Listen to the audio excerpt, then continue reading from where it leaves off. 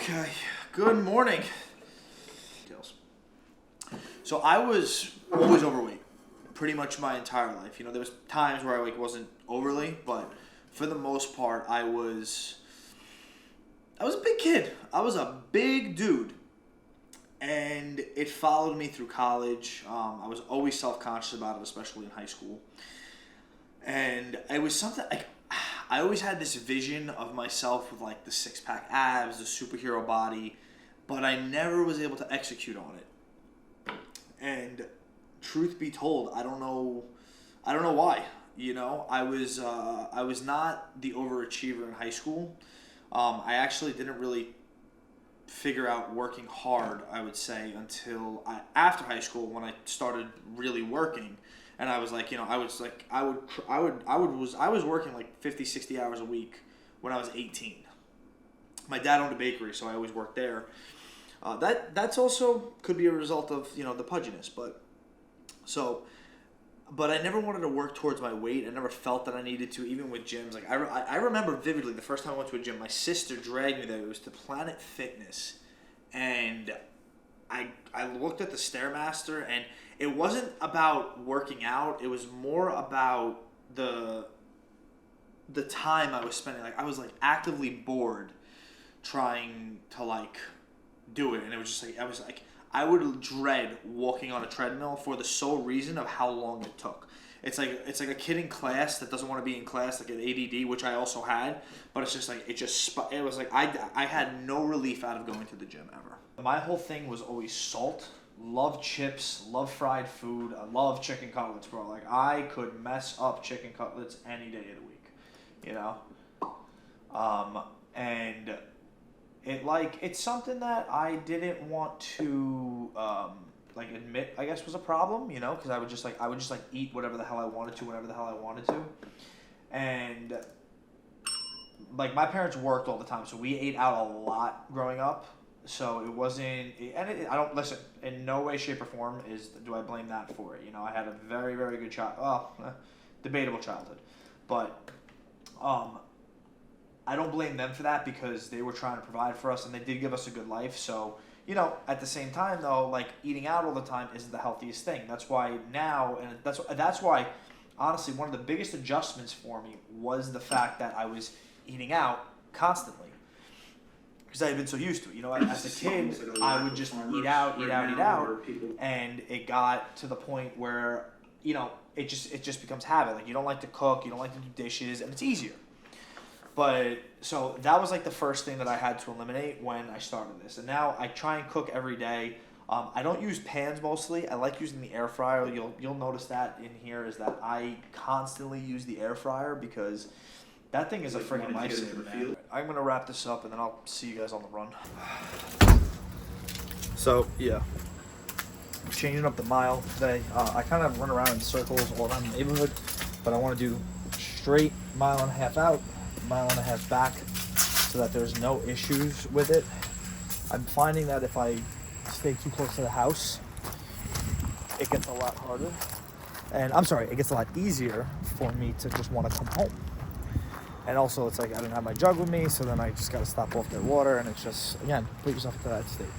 The thing though also is that I also used to eat at like weird hours. I still do. I like to eat later in the day. I always have. So now I try and stop eating by like 11ish.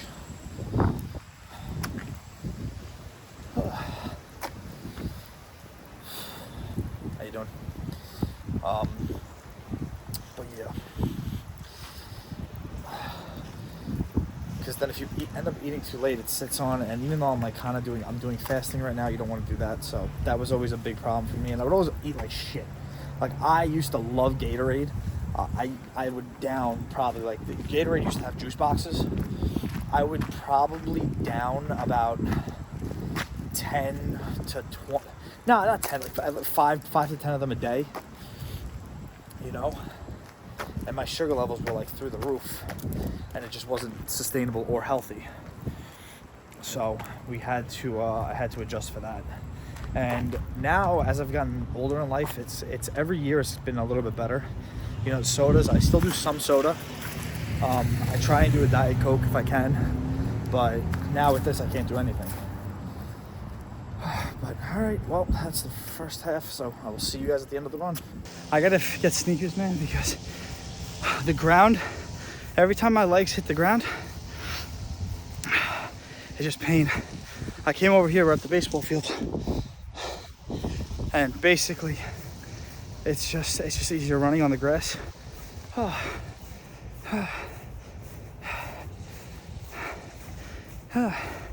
Every day it gets easier and easier to just kind of stop, and I see why. Like every day it's getting harder, not getting easier. And I understand that it's only day 4, but so in college I ended up getting the nickname Fat Tony, and it's like, you know, I was all cool with it, you know, but one thing my sister would always call me out on it. She'd be like, why do you let people call you that? And I was like, oh, I don't mind. I did mind, you know, I really did mind. Like, it really, that shit fucking hurt sometimes. But at the end of the day, like, now I look back on it as a chapter in my life that it was not good. And I guess you could say I learned from it. I don't know. My self-esteem was probably like an all-time low, to the point that, like, I didn't even know, like, what it was to, like, be happy. Truthfully, you know, there was a lot of shit going on during that time. Trying to make friends, you know. I went to a very, very small school, and I think I ended up started gaining weight like crazy. And on top of that, I moved into a fraternity house too. So it was just constant alcohol, drugs, everything. And listen, not to the point where it's like I was addicted, you know, but it was still like, it was a very, very toxic place to be. You know, you're up till 4 in the morning. I don't regret it though. Hold on. All I don't say, I don't regret it. Like, I have some of the best memories doing that stuff. And it's just a portion. It's a part of your life, you know. Looking back on it now, I probably would not have moved in. But I also ask myself, like, didn't that kind of shape me to what I am right now? Since the first night I moved in, we threw a huge party. Like, I think we probably had like 300 people there. And I was yakking my brains out. And I worked during college. So I ended up buying, like, I think I bought like a quarter pound, not even to like sell it or anything, just to have it. And we would just smoke and smoke and smoke all day long. Oh my God, man. Get the munchies like crazy, man. We used to do this thing, it was called the 7 stages of stoning. I would go through these like stages of emotions, anger, sadness. I'd start crying, laughing hysterically. It was insane, man. Like, I don't even know how to describe it. It was just, it was toxic, man. Good times though, man. You know, honestly, like, I'll never forget, bro. There was one night of just non-stop partying. We were out all night long, and we had to leave at like 8:30 in the morning to go snowboarding. I got like 4 hours of sleep. We hopped in the car, drove 2.5 hours to Camelback Mountain. And when we did, we got there, but we went on the coldest day of the year. It was 9 degrees outside. The mountain froze. The snow, you couldn't even, like, there was nothing you could do. Like, it was just a frozen mountain, and we were like ice skating down, like trying to carve. And we ended up I think I ended up just sliding down the mountain. Bombed one night. Not one night. Then there was another time we went snowboarding. I decided to go out, and we decided to like bring a bunch of stuff with us. I ate like a pot brownie before I got there. There was this thing before Juul was a thing. The company that owned Juul, Pax, they made this vaporizer, and you could just take it anywhere. It was smell proof. We took that thing, and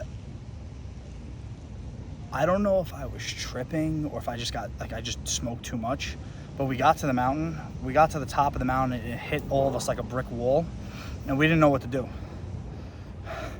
We literally did not know what to do. We stood up there and panicked, and we just walked down the mountain. Like, you saw these 3 idiots just walking down the mountain on the snowboard. We lost one guy for like 35 minutes.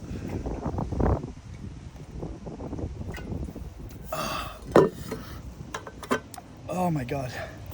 When I lost, and what ended up happening, I'm sorry, I'm just checking it. Yeah, we lost one dude for like 35 minutes, and then we all finally met up at the bottom of the mountain. And I don't know if it's because if I was too messed up, or whatever the case was, but I'm like 90% sure I saw a Dan Bilzerian. They all called me crazy, and they said that I just did too much. But truth be told, I'm like 90% sure I saw him. 90% sure. It's stuff like that. Like, in the moment, you don't think about it. You know, like, you really don't. Like, you don't think you're doing anything wrong. You're just like, oh yeah, whatever, I'm smoking weed with my friends, whatever the case is. But now, let me talk to you about the long-term effects of that. Now, what ended up happening after that was I would just keep going into this constant cycle of just getting high and everything. And I wasn't doing good in school at all. I was going to work. That was the one thing. I always worked, but it was a very, very, very rough time. You know, I wasn't able to work to like my full potential. I would mess like little things up, and that's what happens when you smoke. You know, you mess up the little things. We'll continue to spec at that. I got to finish my run. After I kind of went through that stoner phase, I actually did a transformation. I lost about 30 pounds, I want to say in like a month, 2 months, 3 months, whatever it was. If you scroll back on my Instagram, you can see it, at Tony Bakes.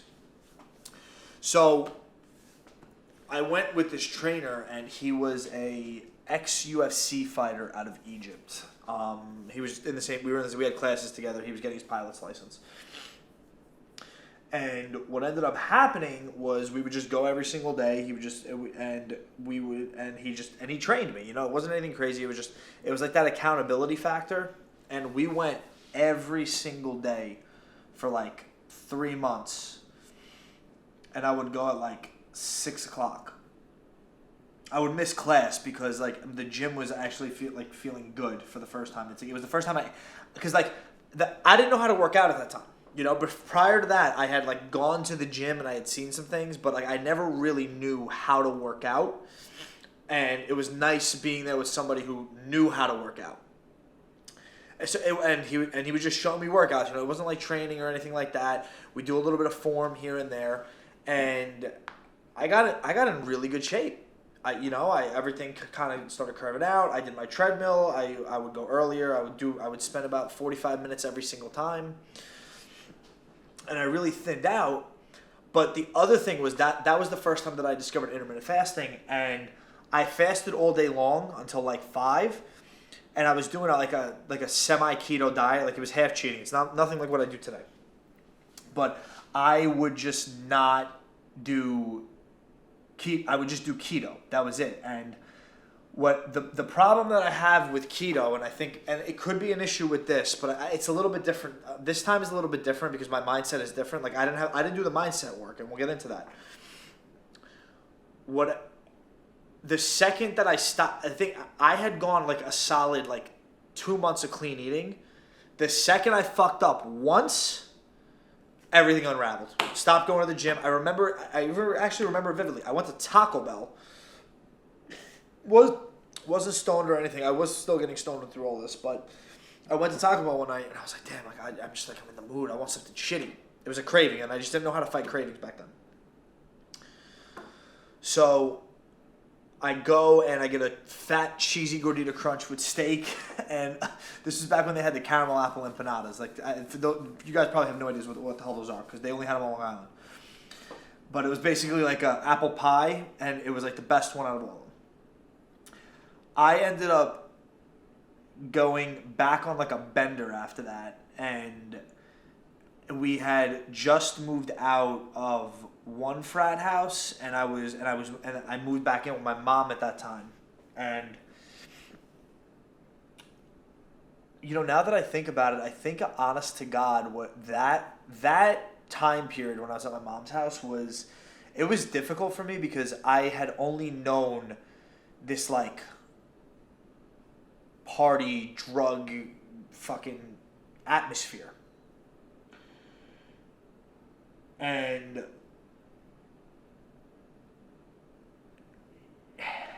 yeah, and it got that's kind of where the eating came back. I kind of paused on the gym for a little bit. I would go back every now and then. It wasn't like I wasn't going at all, but it was a time where I was just like, it was my senior year of college, and I don't even like talking about it, to be honest with you. This is the first time I've really actually gone back and like looked at it. That time period probably caused more stress and anxiety than I would ever want to have in a lifetime. And I was going through shit at home. I was very lost in life. Very lost. I had no idea with what I wanted to do. And I was using weed and alcohol to kind of just fuel it.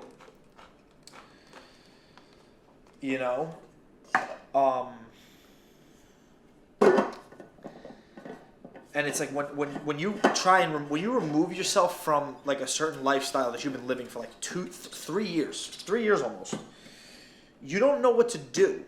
You're kind of just lost at that point, and that's where I was at. I was extremely lost.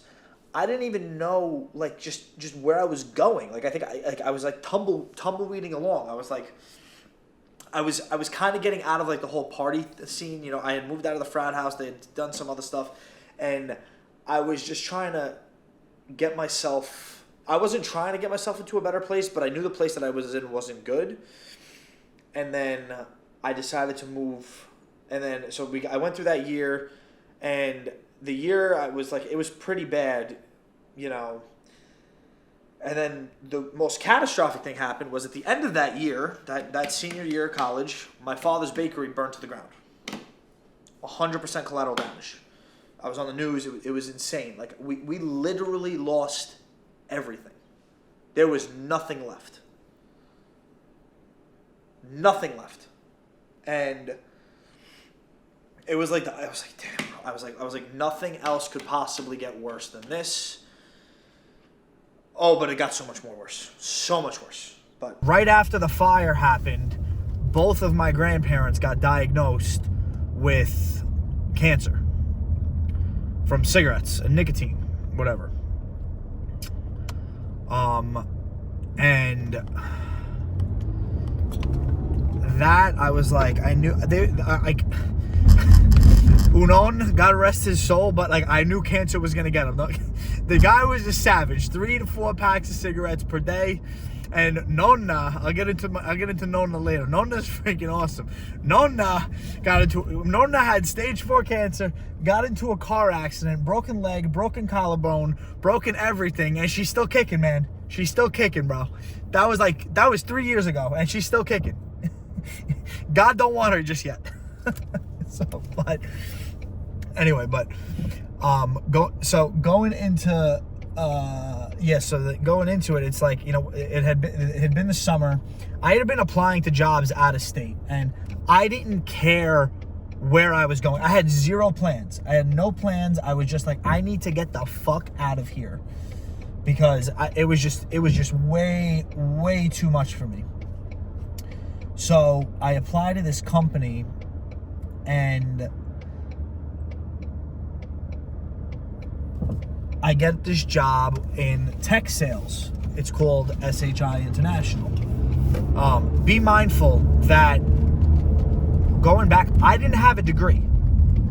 Like, remember, I mentioned it earlier. I did not have a college degree. I was still one class short. And all I had to do was finish this one class that I had failed like 3 times. It was like math something, whatever. And I literally just had to pass that one class, and I was going to get a diploma. What ended up happening was, I get down to Texas, everything's great. I had a start date, I had everything. I went down a month before so I could explore. I get down there, they're like, oh, we need your transcripts. Not one person I have ever spoken to,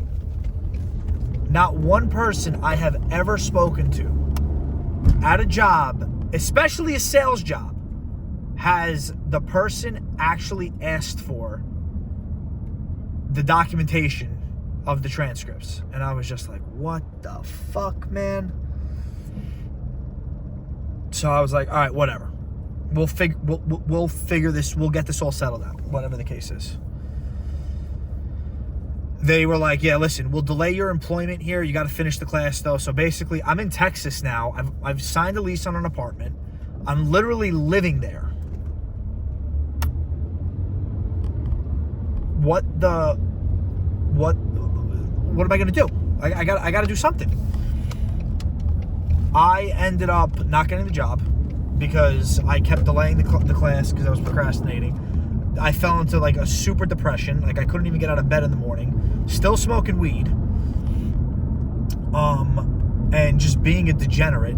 I to this day, I still feel bad for how I treated the guy that I moved in with. To this day, like, and I'll openly say that. And if he's watching, I hope he reaches out. I tried to find him like about a year ago because I was late on rent. I skipped out halfway through the last month and didn't pay him. Like I genuinely felt like a piece of shit. Not then. About right after I did ayahuasca, I realized all this, but that'll become down the line. So I ended up just staying down there in this depressive state, and then COVID happens. Oh, I'm sorry. And then my grandfather passes away, so I go back to New York for a little bit. I spent like 2 weeks over there. Because I had lost the job, I went back to doing the only thing I knew how to do, which was bake. There was a bakery down there, and it was funny because I actually ended up working for the guys that were on the Tennessee Titans, Brian Arapco and Michael Griffith, whatever his name is. And I worked in their bakery for them as the mixer. I was pretty good, actually, but I don't know why. I went in there and I felt myself getting stuck. I quit there after 3 months. And my grandfather had then passed away from the cancer. And I ended up it just got worse after that, man. I took 2 weeks off from there. I remember I couldn't get out of bed. I stayed in New York for like 2 weeks then, and then I went back. I stayed through the holidays. I skipped Thanksgiving that year. I knew I didn't want to be in New York, but also Texas wasn't home yet. And then good old COVID happens, and I had bounced around from a couple of jobs here and there. I think I tried getting another sales job in solar.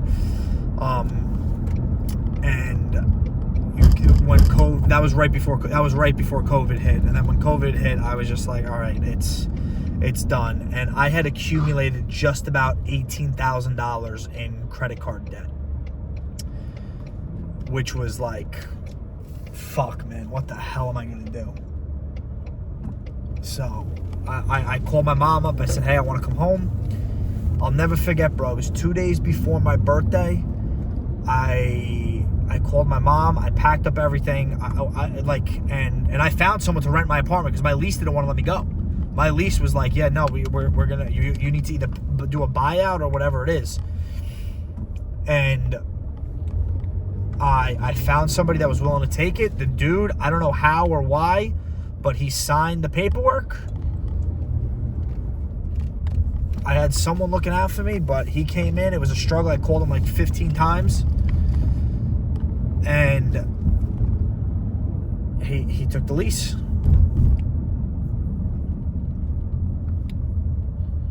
I remember I even paid the security deposit for him because I was like, dude, I just got to get out of here right now.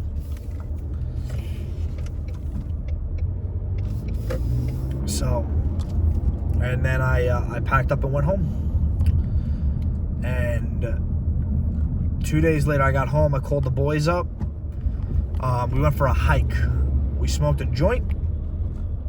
And I just broke at that point. Like, completely fucking broken. Like, there was nothing left. It was just, like, that moment was when I hit rock bottom. Like, literally. Like, there was nothing else that could possibly have gone better or whatever it is. Like I'm sorry, there was nothing that could have possibly gotten worse than the way I felt in that moment right there.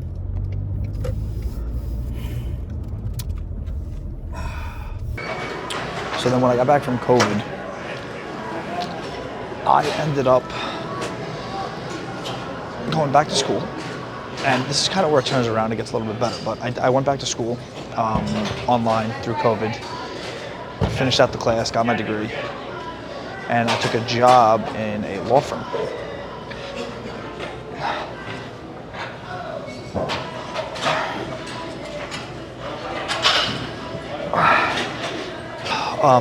Along with that, I actually had unemployment first. So for the first 3 months of that, I went to work for a digital media company. A friend of mine who had like a business, and I learned a little bit about, you know, marketing from there. And I was just kind of getting into video.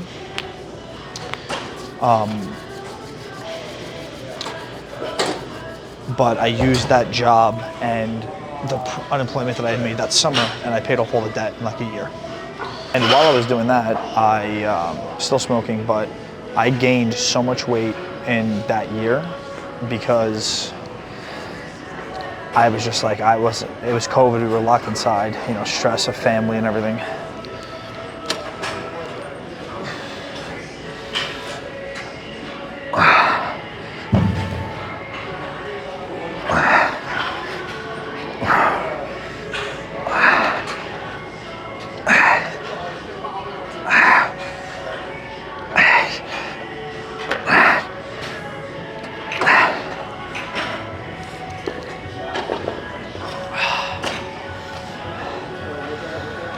And that job was super stressful, but it was cool. But yeah, I was just eating like absolute shit. And about a month in, I started biking. My friend was like, "Oh, do you want to go for a bike ride?" But like, we went to, did one of the courses, and I ended up falling in love with it. I bought a bike, and I started biking like 2-3 days a week. And again, I lost a little bit of weight, but never anything consistent. It was just another wave, you know. I moved out of my house again. I moved to a shitty little apartment for 6 months.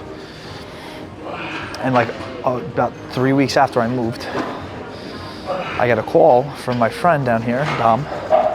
And he was like, "Yo, my roommate moved out. Do you want," because I had mentioned to him a few years earlier that I was like, you know, looking to possibly go to Florida. And he was like, "Do you want to move in?"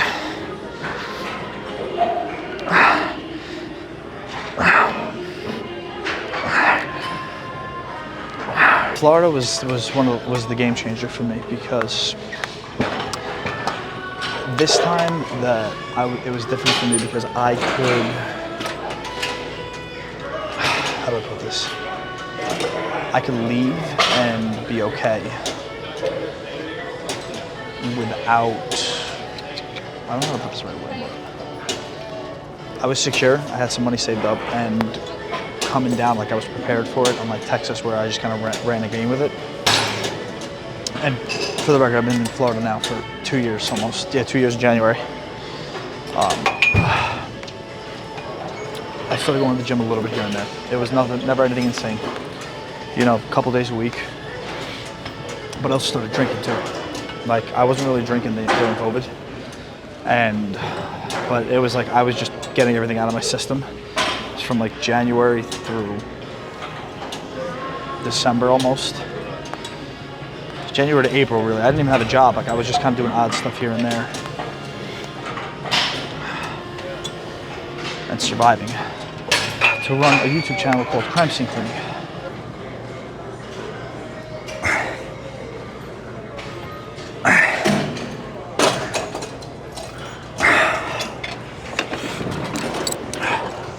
So that crime scene cleaning company was, that was insane. So if you didn't know, when you pass on, what ends up happening is you leave a mess, and someone's got to clean it. The cops don't clean it. So if you don't want to do it yourself, you call a company like the one I worked for. I saw everything, man. Murders, other things. Hordes were the worst. One cockroach horde I had was like 5 cockroach colonies in one house. That was my first job, actually. It's up there. You can check it out. Crime Scene Cleaning. You'll see me on there.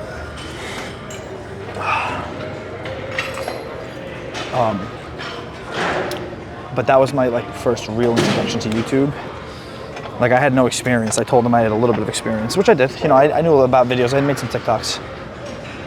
And I ended up taking that channel to 1.4 million subs. Not bad. I'm getting it back. I keep circling and I just looked up. Oh, don't worry about it, bro. I know. Like, oh shit. Probably a little retarded. Everything was going really good. Like I thought I was gonna be at that job forever. And then what ended up happening was there was internal problems, whatever it is, but I ended up getting laid off from that job.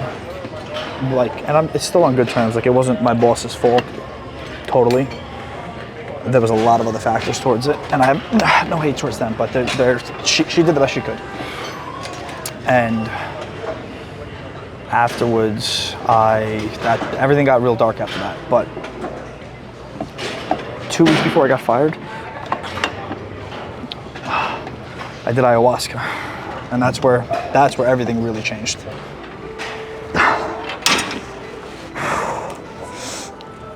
I'm not ready to get into that. That's going to be a whole separate video that I'll talk about that. But I did it, and it changed a lot for me. But after the fact, everything got really dark and bad after that. I was in Tampa now, and I forgot to mention I was living in Tampa when this was all going on. But I had felt like I had done such this big, great thing, and at this point, it was bullshit. We were profitable, everything, but the factors weren't in my control on why I got fired. So when I left, for 3 months it got dark. Couldn't find a job. I tried starting an agency. And you know how people say like they're miserable at a 9 to 5? I was miserable creating content for business people. I just don't enjoy it. I get it. It's profitable. You can make money, but I was not about it. I could not get into it at all. So it started getting dark again, and food piling up, fast food every week, and I was again broke. Now I'm like really broke because I went from making like 65 grand a year to making barely breaking 20,000.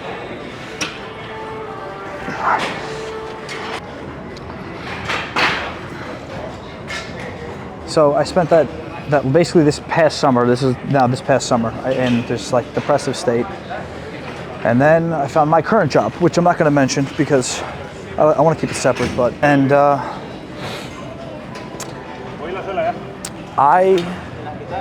in my current company, I got surrounded by happy people. Everyone at my company has been there 10 plus years. They're all extremely happy where they work. I love my bosses. I can genuinely say that. Like, I genuinely enjoy where I work and the people I work with and how they treat me.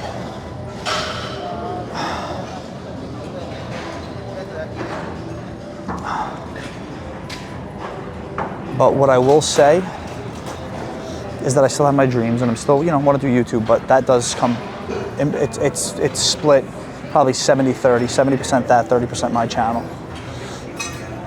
And yeah, but being surrounded by good people is the reason that I'm able to do what I'm doing right now, truth be told. And that's my story on how I got fat. It probably won't sound as good if you're still here. It won't sound as good because I kind of chopped this up along the day. And as I'm doing these daily vlogs, I'm starting to understand more about storytelling. And the one thing that I'm realizing is that the way to get good at something is to keep doing it. Like, I know the videos aren't the greatest right now, but I don't tell you this story because I want you to feel bad or be like, what the hell? And I don't say it to complain. It's just, the lesson here is acknowledgement. I never asked the question on why I was overweight. I never asked the question on why I was sad. I just knew I was sad, and I subconsciously wanted to fix it, but you don't really want to fix it. You really don't. The only time that you want to fix it is when you finally decide, hey, like, you know what? I'm going to see what's wrong, and that's it.